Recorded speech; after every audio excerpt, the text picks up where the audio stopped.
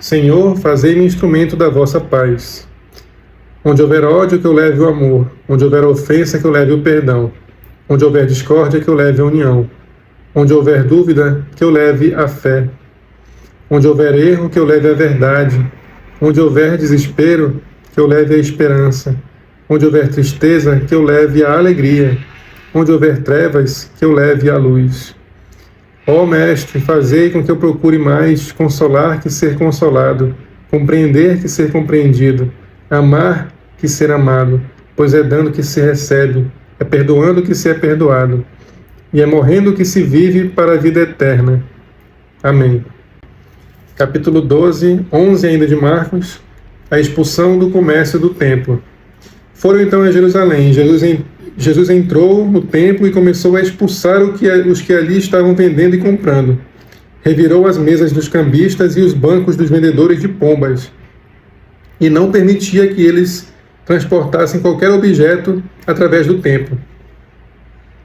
Então pôs-se a ensinar e dizia-lhes: Não está escrito que a minha casa será chamada casa de oração para todos os povos? Vós, porém, fizestes dela um antro de ladrões. Quando ouviram isso, os sumos sacerdotes e os escribas procuravam um modo de matá-lo, mas tinham medo de Jesus, pois a multidão estava maravilhada com o seu ensinamento. Ao anoitecer, Jesus e os discípulos iam para fora da cidade, como antes, não dormiam em Jerusalém. De manhã cedo, ao passarem, verificaram que aquela mesma figueira, tinha secado desde a raiz. Pedro, lembrando-se, falou: Rabi, olha aquela figueira que tu amaldiçoaste, ela secou. Jesus respondeu: Tende fé em Deus.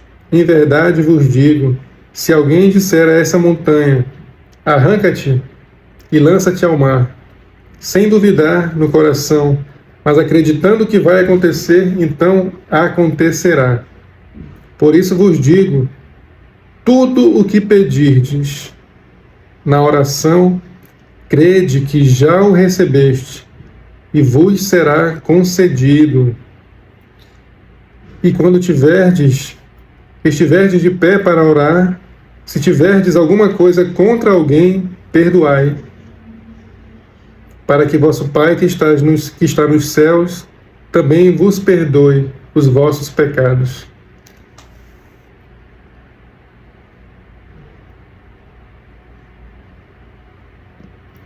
Outra lição aqui,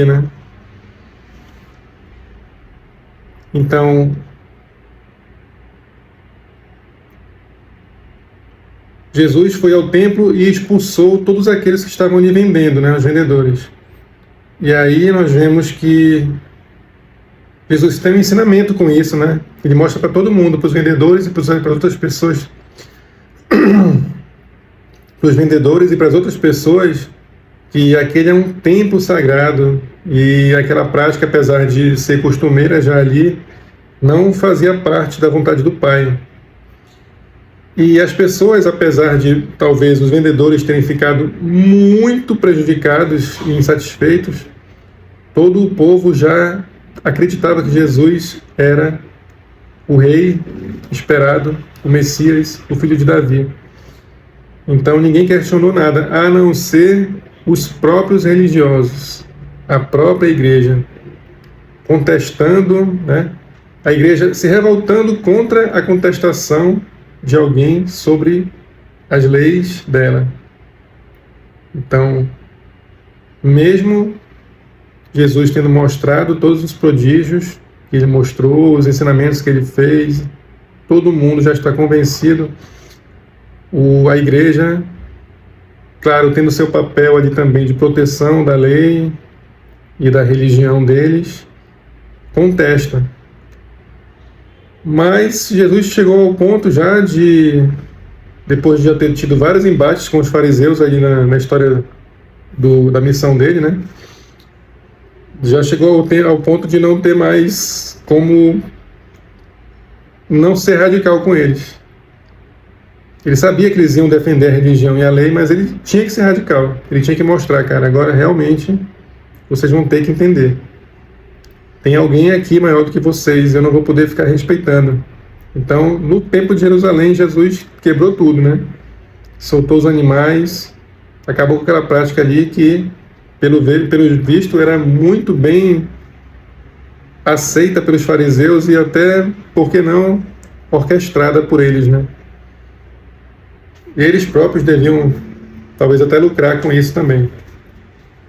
E até Jesus aqui inspira a gente também a ter coragem e ousadia para falar das coisas que são erradas, que a gente vê que está errada, né? Na nossa casa, na comunidade, até mesmo na igreja. A gente não vai ter essa autoridade para